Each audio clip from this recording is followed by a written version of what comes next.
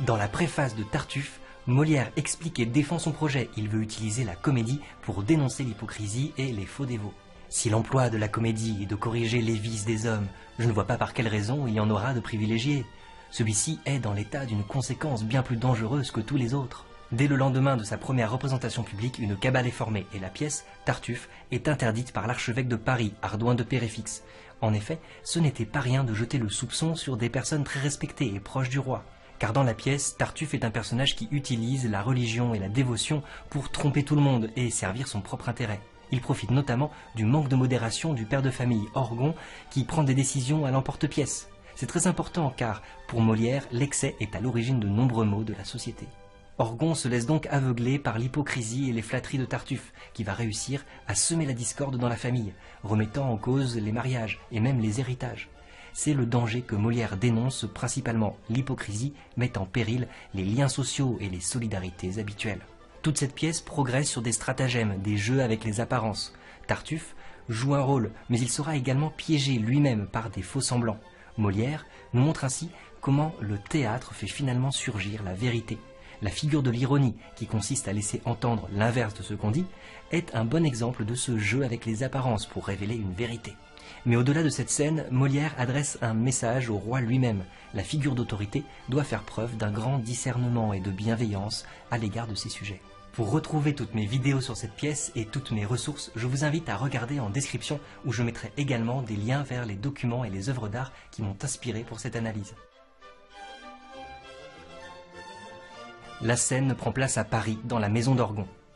Pernelle arrive sur scène très agitée, suivie par une ribambelle de personnages qui essayent de comprendre sa colère. Mais elle n'écoute personne et fait des reproches à tout le monde. Elmire, sa belle-fille, est trop coquette. Dorine, la suivante, est trop forte en gueule. Elle critique aussi Damis et Marianne, ses petits-enfants, et Cléante, le frère d'Elmire. Bref, personne ne trouve grâce à ses yeux. C'est Damis qui parvient à débloquer la situation. Votre monsieur Tartuffe est bien heureux, sans doute. C'est un homme de bien qu'il faut que l'on écoute, et je ne puis souffrir sans me mettre en courroux de le voir quereller par un fou comme vous. Quoi? Je souffrirais, moi, qu'un cagot de critique vienne usurper séant un pouvoir tyrannique, et que nous ne puissions à rien nous divertir si ce beau monsieur-là n'y daigne consentir?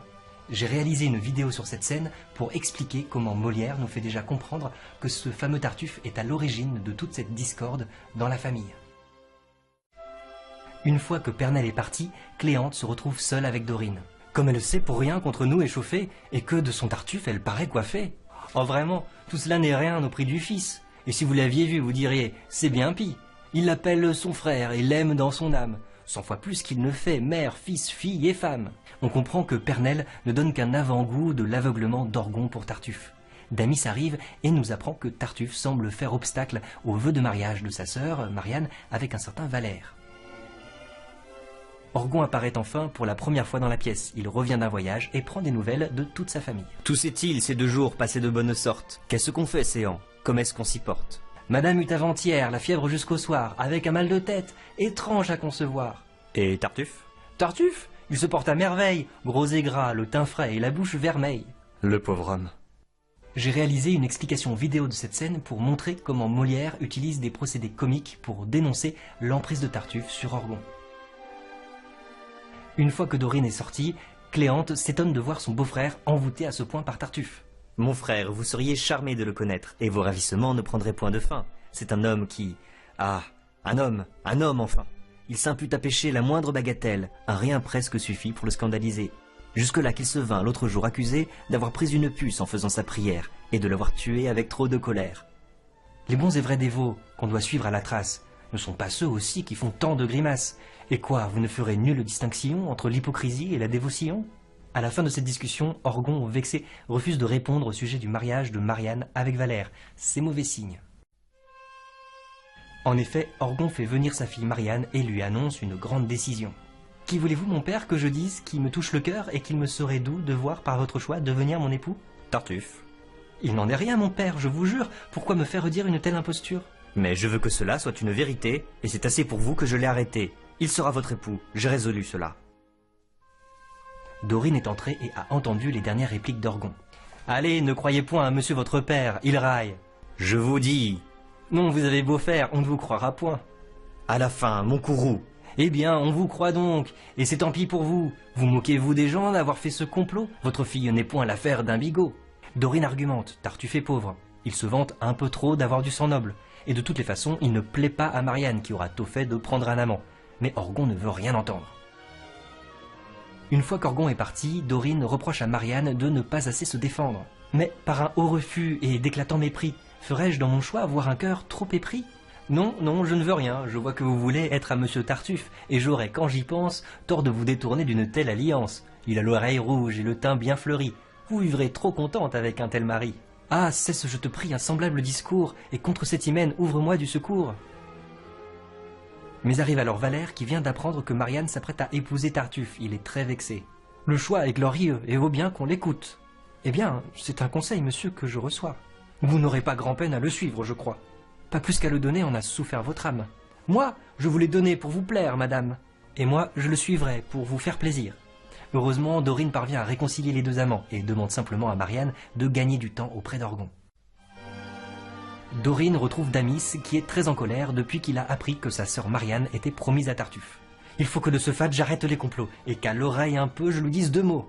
Ah, tout doux, envers lui comme envers votre père, laissez agir les soins de votre belle-mère. Sur l'esprit de Tartuffe, elle a quelques crédits, ils seront complaisants à tout ce qu'elle dit, et pourraient bien avoir douceur de cœur pour elle. Plût à Dieu qu'il fût vrai, la chose serait belle. Dorine fait sortir Damis quand arrive Tartuffe pour la première fois sur scène. Ah, mon Dieu, je vous prie, avant que de parler, prenez-moi ce mouchoir. Comment? Couvrez ce sein que je ne saurais voir. Par de pareils objets, les âmes sont blessées, et cela fait venir de coupables pensées. Vous êtes donc bien tendre à la tentation, et la chair sur vos sens fait grande impression. Puis elle lui annonce qu'Elmire demande à le voir, et elle s'en va. Tartuffe, seul avec Elmire, lui fait une déclaration d'amour où il fait tomber son masque de dévot pour révéler une réelle adresse pour la galanterie. L'amour qui nous attache aux beautés éternelles n'étouffe pas en nous l'amour des temporels, et je n'ai pu vous voir, parfaite créature, sans admirer en vous l'auteur de la nature. En vous est mon espoir, mon bien, ma quiétude, de vous dépend ma peine ou ma béatitude, et je vais être enfin, par votre seul arrêt, heureux si vous voulez, malheureux s'il vous plaît. J'ai réalisé une vidéo spécialement sur cette scène pour mieux montrer comment cette déclaration d'amour, galante et habile par certains côtés, révèle les stratégies hypocrites du personnage. Elmire repousse les avances de Tartuffe et lui demande de l'aider à faire réussir le mariage de Marianne avec Valère, en échange de quoi elle ne parlera pas de tout cela à son mari. Mais ce plan tombe à l'eau car Damis, qui a tout entendu, sort brusquement du cabinet où il s'était caché, bien déterminé à révéler toute l'affaire à Orgon qui justement arrive sur scène.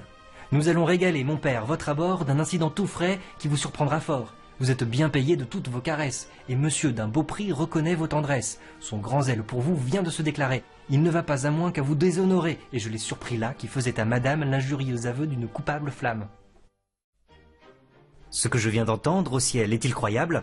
Oui, mon frère, je suis un méchant, un coupable, un malheureux pécheur tout plein d'iniquité, le plus grand scélérat qui jamais ait été. De quelque grand forfait qu'on me puisse reprendre, je n'ai garde d'avoir l'orgueil de m'en défendre. Croyez ce qu'on vous dit, armez votre courroux, et comme un criminel, chassez-moi de chez vous.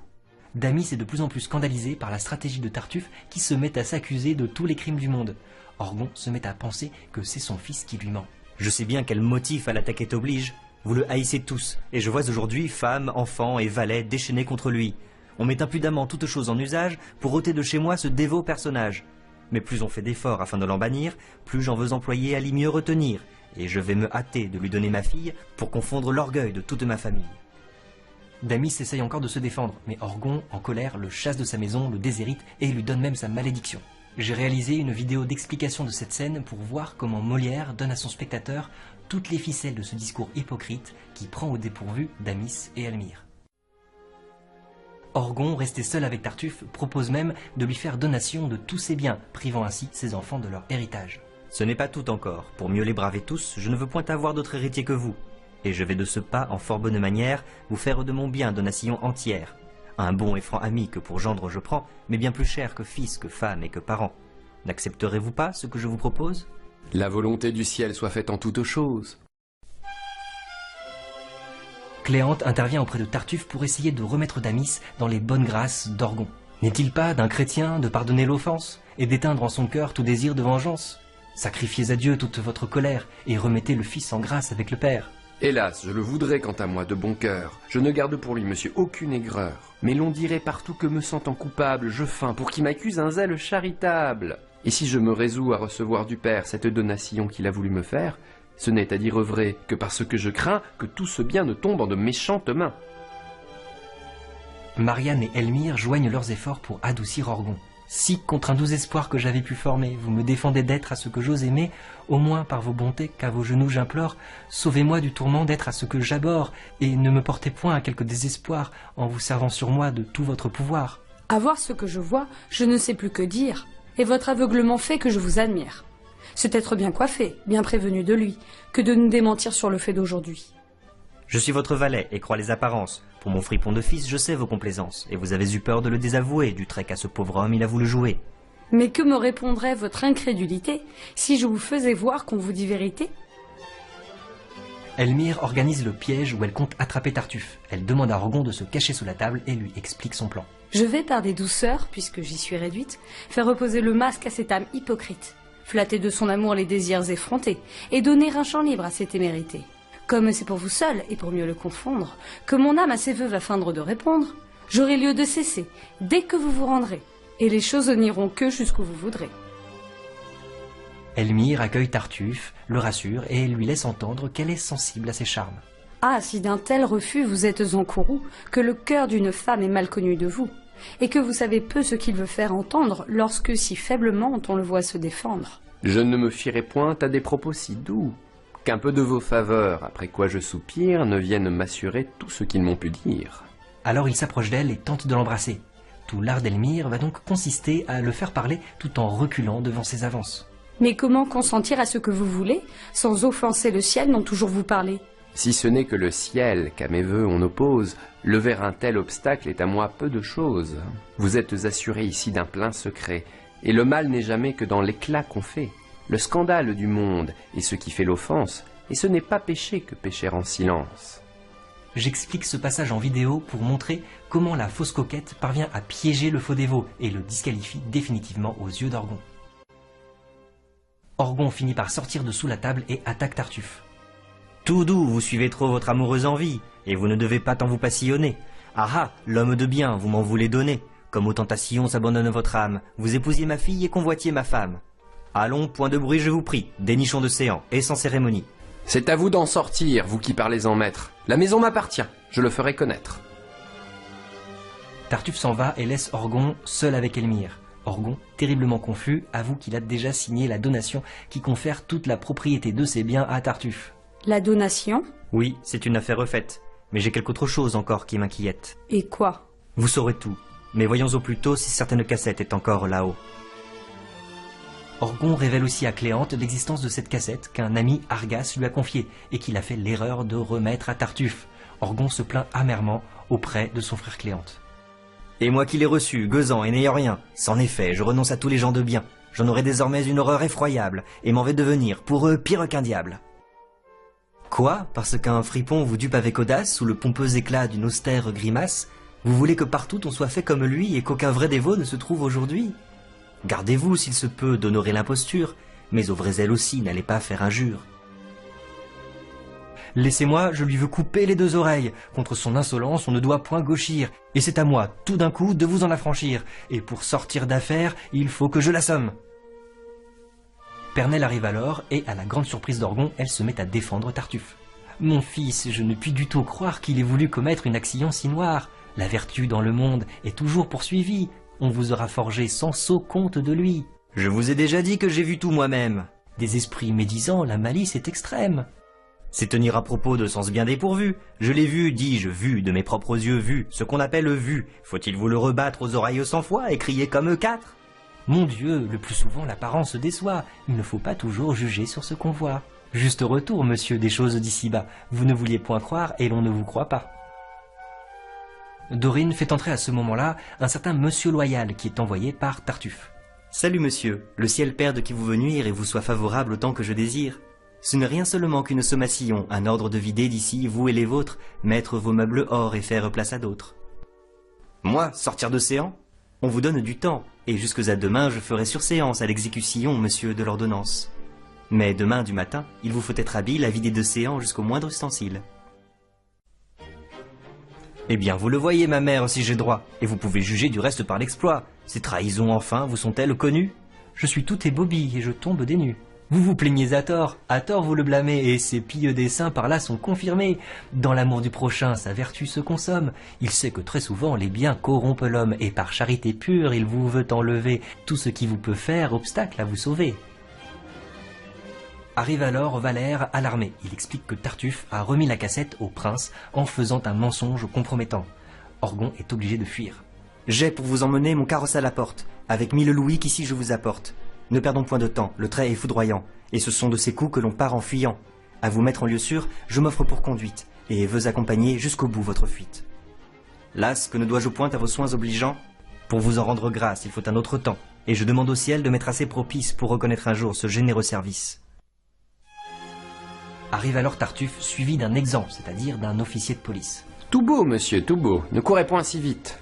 Vous n'irez pas fort loin pour trouver votre gîte, et de la part du prince, on vous fait prisonnier. Traître, tu me gardais ce trait pour le dernier. C'est le coup scélérat par où tu m'expédies, et voilà couronner toutes tes perfidies. Délivrez-moi, monsieur, de la criaillerie, et daignez accomplir votre ordre, je vous prie. Oui, c'est trop demeuré, sans doute, à l'accomplir. Votre bouche à propos m'invite à le remplir, et pour l'exécuter, suivez-moi, tout à l'heure, dans la prison qu'on doit vous donner pour demeure. Tartuffe n'en revient pas, mais l'exempt l'arrête en expliquant à Orgon. Remettez-vous, monsieur, d'une alarme si chaude. Nous vivons sous un prince ennemi de la fraude. Un prince dont les yeux se font jour dans les cœurs, et que ne peut tromper tout l'art des imposteurs. D'un souverain pouvoir, il brise les liens du contrat qui lui fait un don de tous vos biens. Il emmène Tartuffe prisonnier pendant que Cléante forme le vœu que l'imposteur retrouve un jour le chemin de la vertu. Alors Orgon se tourne vers Marianne et Valère. Au juste soin d'un autre, il nous faudra pourvoir, et par un doux hymen couronner en Valère la flamme d'un amant généreuse et sincère. L'intervention du prince à travers le personnage de l'exempt à la fin de la pièce, c'est ce qu'on appelle un Deus ex machina. Un personnage extérieur vient résoudre tous les problèmes comme un dieu surgit de nulle part. Le roi est donc celui qui fait régner la justice. Dans cette perspective, Molière flatte Louis XIV et s'inscrit très respectueusement dans la tradition de la monarchie absolue de droit divin. L'intrigue, entièrement centrée sur la vérité et les apparences, est profondément théâtrale et elle inscrit cette pièce dans la tradition baroque du Theatrum Mundi. Le monde est un théâtre où les individus sont des acteurs. Pour mieux comprendre tous les enjeux de cette comédie, je vous invite à regarder en description. Je vous ai mis des liens vers toutes mes explications de texte en vidéo, mais aussi vers d'autres ressources. Vous pourrez explorer tous les tableaux qui m'ont inspiré pour cette vidéo. Vous pourrez aussi avoir de mes nouvelles avec ma lettre d'info que j'envoie tous les mois à ceux qui veulent suivre mes actualités. À très bientôt.